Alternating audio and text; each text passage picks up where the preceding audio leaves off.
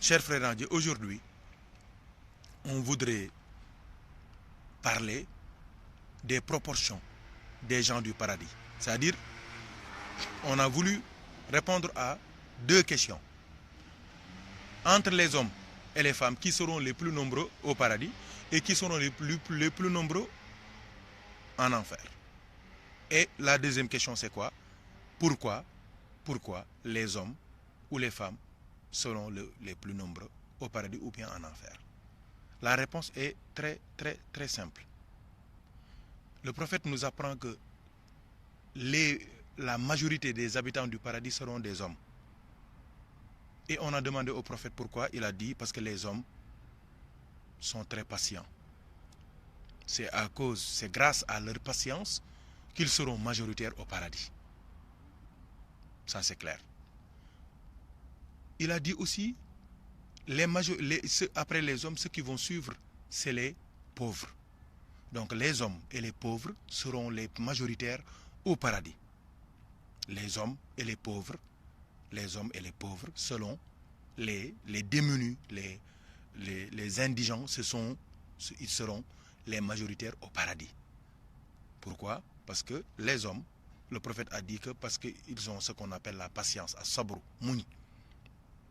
Pour les pauvres, ils auront moins de comptes à régler le jour du jugement dernier. C'est très simple que ça, aussi simple que ça. La deuxième catégorie concernant l'enfer, c'est que c'est les femmes qui seront majoritaires en enfer. Et on a demandé au prophète Mohammed sallallahu alayhi wa sallam pourquoi les femmes seront majoritaires. Il a dit sallallahu alayhi wa sallam qu'elles seront majoritaires en enfer pour deux principales raisons. La première raison, c'est que les femmes maudissent très vite. Quand elles sont énervées, elles maudissent. Elles font des mauvaises prières, elles maudissent leurs enfants, elles maudissent les gens qu'elles voient dans la rue, elles maudissent leurs maris, elles maudissent les femmes, elles maudissent trop.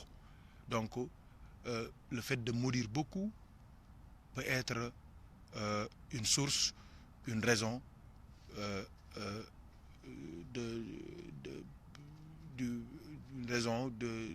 la supériorité des femmes au paradis.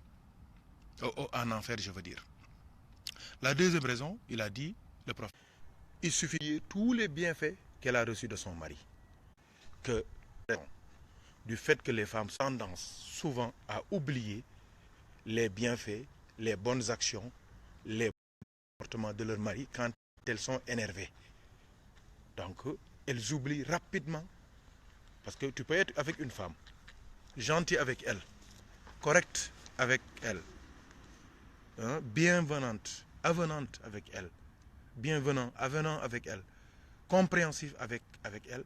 Il suffit de faire une petite erreur et souvent les femmes ont tendance à oublier tout ce que tu as fait comme bonne chose pour elles. C'est la deuxième raison sur la supériorité des femmes au point de vue nombre en enfer. Comme disait Al-Hajj Mohammed Ndieguene radiyallahu anhu, les femmes, elles ont deux sacs. L'un des sacs, il est troué. Et c'est dans ce sac-là, qui est troué, qui est défectueux, qu'elles mettent toutes les bonnes actions venant de leur mari. Et l'autre sac qui est en bon état, ce sac-là, c'est ce sac-là dans lequel elles mettent les mauvaises actions. Donc quand elles sont énervées, qu'est-ce qui se passe? Elles cherchent dans le sac qui est défectueux et elles ne trouvent rien de bon pour leur mari. Et quand elles regardent le sac qui est en bon état, elles retrouvent toutes les mauvaises actions, les inattentions, les erreurs, les défauts, les tares, les manquements de leur mari. Donc, faisons attention à ces deux choses-là. Le fait de maudire très vite et rapidement et beaucoup, et le fait aussi d'oublier les bonnes actions dans des moments de bonheur et de paix. Donc, je voudrais seulement, avant de terminer, insister sur la patience. la patience n'existe plus chez nous. On n'est plus patient. On est énervé à longueur de journée. Dans les circulations, on est énervé. Dans les sport, on est énervé. Dans les circulations, on est énervé. Dans les discussions, on est énervé. À la maison, on est énervé. Plus de patience. On tue pour une petite pièce à cause maintenant des découvertes minières au Sénégal. On tue, on mutile, on viole. Les gens ne sont plus patients. Ils oublient que personne ne peut avoir quelque chose que Allah ne lui a pas donné. Personne aussi ne peut perdre quelque chose que Allah lui a donné. Si on s'en tient à cette philosophie, cet enseignement du prophète Mohammed sallallahu alayhi wa sallam, à travers la hawla wa la quwwata illa billahi al-ali al-azim, mais on est tranquille mon frère, on est tranquille ma soeur. On comprend le sens vraiment de la vie qui se résume en un seul mot, la patience. Il faut être patient, il faut être patient, il faut être patient.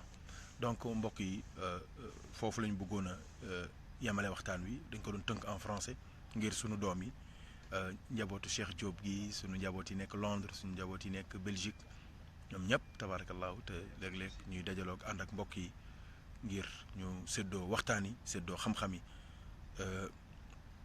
ñoom ñëpp tabarakallahu yàlla na yàlla barkeel leen dolli leen jàmm su ko defee incha allahu taala dañuy may mbokk yëpp képp koo xamante ni mën nga dugg incha allah bu dee am na question ñu répondre ku bëgg a barkeelu tamit ci li nga xamante ni moom lañ doon waxtaanee macha allah ñu mën a ñu mën a participer tabarakallahu comme ni ñu ko bëggee ni ñu ko waxee comme ni ma leen ko waxee toujours fii espace de d'échange la de solidarité de partage waxtaan séddoo jokkoo njariñante ngir jëm yàlla tabarakallahu ngir lépp di yiw lépp di teraanga lépp di xéewal ñu bokk jariñoo ko fii ci àdduna jariñoo ko fee ci àllaaxira ànd ak rasulullahi sallallahu alayhi wa sallam texe dëkk ak moom ci aljanna yàlla nañ ko yàlla defal bi jaay seydina Muhammad sallallahu alayhi wa sallam donc ñoo ngi xaar mbokk yëpp képp ku ci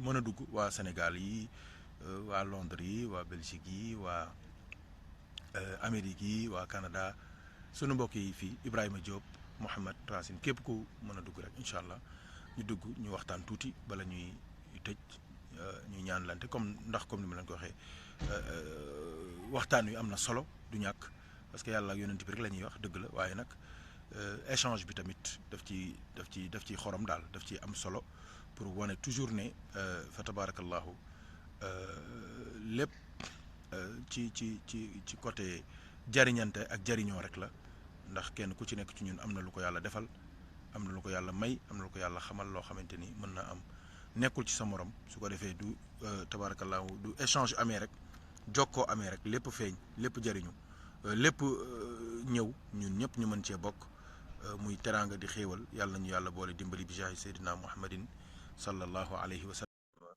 dugg tabarakallahu yàlla na yàlla barkeel kon mbokk yi yëf yaa ngoog en attendant gaa yi dugg mu ñu ko tabarakallahu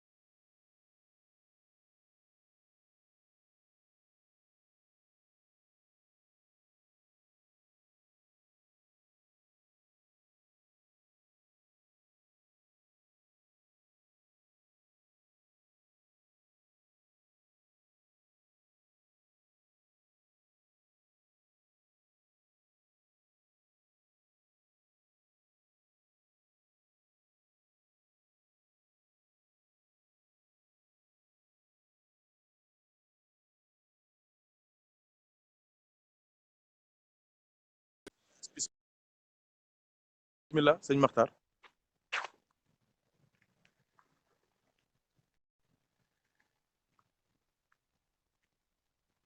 bismillah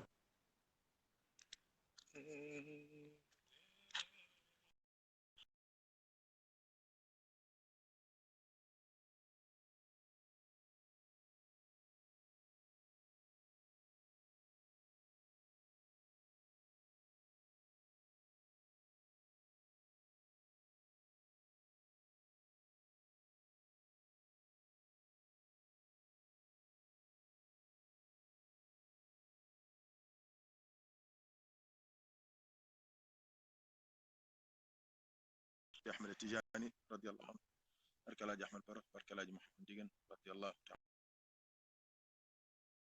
yëpp kon max duggoon nga ba noppi duggoon nga bu baax waaw ay doo kii rek da ngay tàmbali nag ñu mën a kii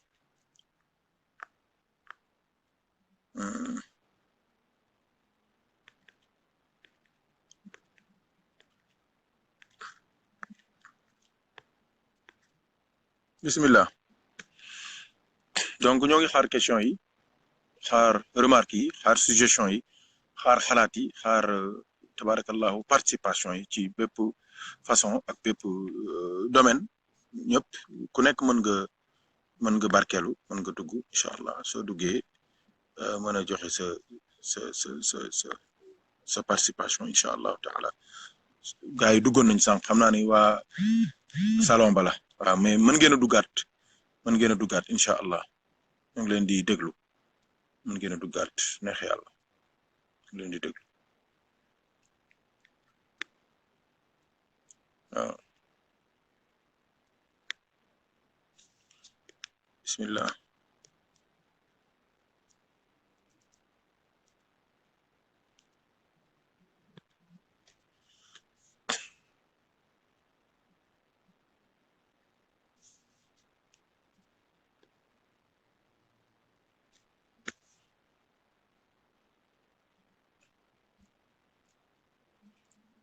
kon yëf yaa ngoog yàlla nañu yàlla dimbali saxal ñu ci muñ saxal ñu ci tabarakallahu alal ju lew alhamdulilah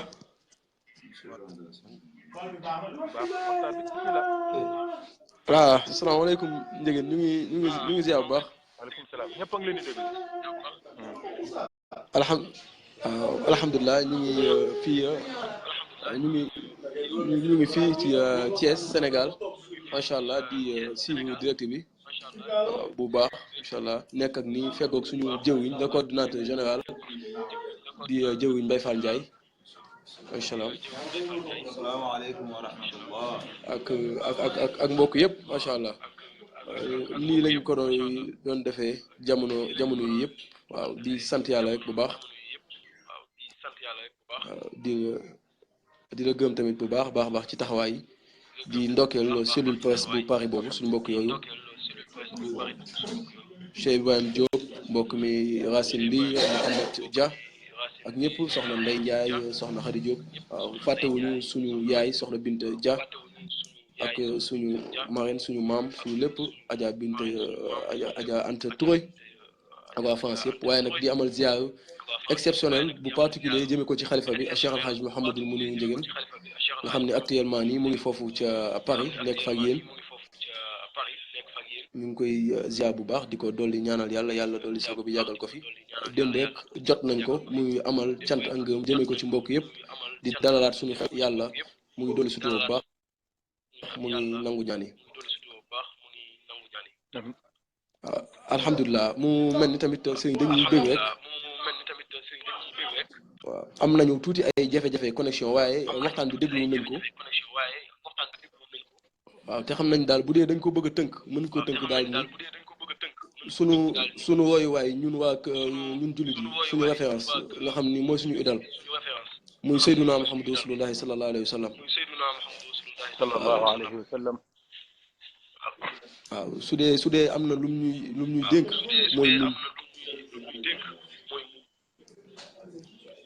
mooy muñ mooy sutura waaw waaw tegal naa ni muñ sax soo ko yóbboo sax muñ mooy lépp waaw ndax bàkkaar bi nga xam ne nii mooy yóbbu nit foofu ñuy wax safara yàlla nañ fi yàlla musal bàkkaar lu ñuy muñ la waaw bàkkaar lu ñuy muñ la donc su waxee muñ wax la waaye wax boo xam ne bu bëri ay dégg-dégg la macha allah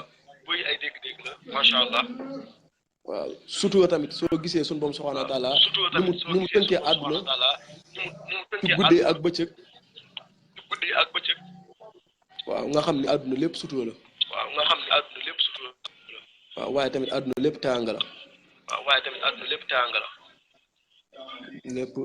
lépp sag la waaw loolu daal lañu bëggoon a baakeeloo ci direct bi macha allah waaw rafet na waaw waaye nag am na lu xew loo xam ne sañ moo dugg ba génn te duñ ci dugg wax dëgg yàlla waaw muy semaine internationale maam alaaji Mouhamed Ndiéguène radiyallahu taala anhu nga xam ni mooy xut bu jamono mooy xawsu bi mooy loppool maam alaaji nga xam ni tuum yi rek comme li nga wax jamono léegi waaw reetaan lu ñuy wax suur yi dafa manqué ci jamono waaye di nga gis visage bu benn jëmm waaye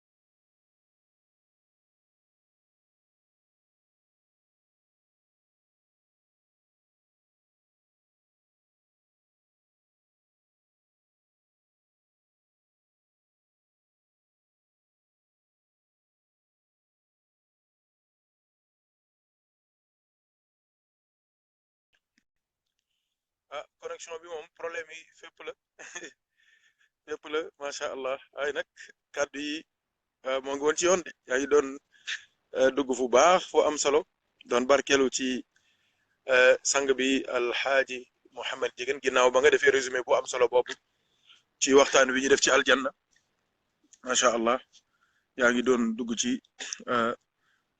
domaine bu am solo macha allah tabarakallahu donc soo mënee duggaat nga duggaat balaa ñuy tëj incha allah tabarakallahu yeneen mbokk yi tamit képp koo xamante ni mën nga dugg barkeelu nga dugg incha allah su ko defee mu gën a baax gën a neex comme ni ma leen ko waxee lépp participation la interaction la jokkoo la jariñante la tabarakallahu kontaan nañ bu baax ci dajaloo bi foofu te noonu nga koy defee maa ngi doon jot keroog macha allah mbokk yi ca Dakar tamit ñoom Baye Laay ak ñoom Yaaxam ak ñoom El Hadj Mar ak ñoom Moussa Ndaw góor yàlla ñoom ñëpp ñoom it noonu lañ koy defee macha allah ci taxawaay bu rafet a rafet a rafet ñoom it di góorgóorlu di yaatal liggéey bi di bokk di dégloondoo di jariñu di mongoog daal waaw di jariñu bu baax ñoom it ci liggéey bi ñoo ngi ñaan yàlla kenn ku ci nekk fa nga nekk la nga yëngatu yàlla fay la tabarakallahu ñi nga xamante ni tamit bàyyi nañ seen yitte yëpp ngir ànd ak ñun ci guddi gi ànd ak ñun ci jamono bi macha allah ngir jëm yàlla ngir ñu mën a bokk xéwal yi kenn ku ci nekk yàlla na yàlla fay la yiw bi jaahi sayyidina mawlana muhammadin sallallahu alayhi wa sallam su ko defee